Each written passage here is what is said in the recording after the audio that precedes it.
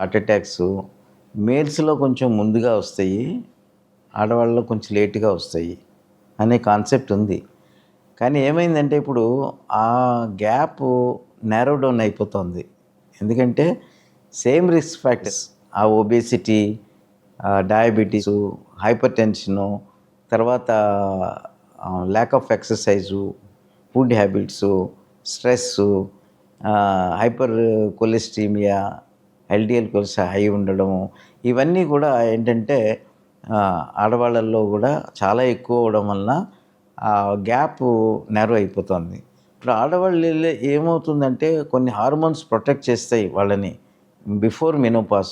Suppose you take 50 years menopause period, కొంతమంది కొంచెం ఎర్లీగా అవుతాయి. దాంతో ఈ హార్మోన్ ఈస్ట్రోజన్ అనేది ఏం చేస్తుందంటే బ్లడ్ వెసల్స్ని కొంచెం ఎక్స్పాండ్ చేసి వాసో డైలిటేషన్ అంటాం. ఈ ఎల్డిఎల్ కొలెస్ట్రాల్ అన్ని కొంచెం తగ్గించి హెల్పింగ్ కొలెస్ట్రాల్ హెచ్డిఎల్ పెంచి చేస్తుందని మేము అనుకుంటూ ఉంటాం. ఇది ప్రొటెక్షన్ ఎప్పుడైతే పోయిందో లేడీస్లో కూడా మేల్స్ లాగే same heart disease, corona disease, heart attacks, then ఇద్దరికి గ్యాప్ లేదు. సో ఏమేమి కాంప్లికేషన్ వీళ్ళకి వస్తాయి వాళ్ళకి కూడా వస్తాయి.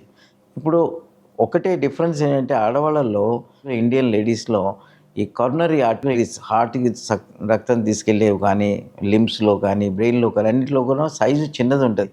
ఈ చిన్న సైజు ఆర్టరీస్ ఉండడం వలన టెక్నికల్ డిఫికల్టీస్ ఉన్నాయి.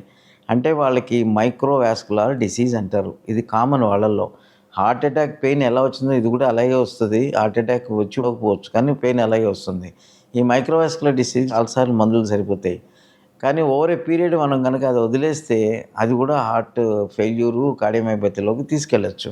మామూలు హార్ట్ అటాక్ వచ్చే మేల్కి వచ్చే కాంప్లికేషన్స్ లేడీస్కి వచ్చే దాంట్లో చూస్తే ఉమెన్స్కి వచ్చే హార్ట్ అటాక్స్లో వచ్చే కాంప్లికేషన్ రేటు ఎక్కువ. వాళ్ళ రికవరీ కొంచెం కష్టంగా ఉంటుందన్నమాట. ఈవెన్ స్టెంటింగ్ చేయాలన్నా, బైపాస్ సర్జరీ చేయాలన్నా కొంచెం టెక్నికల్ డిఫికల్టీస్ ఎక్కువ స్మాల్ బ్లడ్ వెసల్స్ సైజ్ వలన. ట్రీట్మెంట్ ఆస్పెక్ట్స్లో ఏదైతే మనం మెడిసిన్స్ ఇస్తున్నామో యాంటీప్లేట్లెట్, స్టాటిన్స్, ఇవన్నీ వాళ్ళకు కూడా ఉంటుంది. కాకపోతే వీళ్ళ ప్రెగ్నెన్సీలో ఎవరికైతే హై బ్లడ్ ప్రెషర్ వచ్చిందో, ప్రెగ్నెన్సీలో ఎవరికైతే జెస్టేషనల్ డయాబెటీస్ అంటే డయాబెటిక్ ఫస్ట్ టైం కనపడడం జరిగిందో వాళ్ళకి తర్వాత ఈ బ్లడ్ ప్రెషరును, షుగరు కంటిన్యూ అవడం కూడా చూస్తూ ఉంటాం. ఇది ఒక రిస్క్ ఫ్యాక్టర్ వాళ్ళకి ఉంది. తర్వాత చాలామంది దీంట్లో కార్డియోమయోపతి అంటే స్ట్రెస్ ఇండ్యూస్డ్, లేడీస్కి న్యాచురల్గా స్ట్రెస్ ఎక్కువ ఉంటుంది. ఎమోషనల్ ఫ్యాక్టర్స్ ఎక్కువ ఉండి యాంగ్జైటీ, డిప్రెషను, న్యూరోసిస్, ఇవన్నీ యాంగ్జైటీ, న్యూరోసిస్ ఉండడం వలన రిలేటెడ్ స్ట్రెస్ ఇండ్యూస్డ్ కార్డియోమయోపతి అంటాం అన్నమాట. ఈ స్ట్రెస్ ఇండ్యూస్డ్ కార్డియోమయోపతికి ట్రీట్మెంట్స్ ఉన్నాయి, but it is also important factor.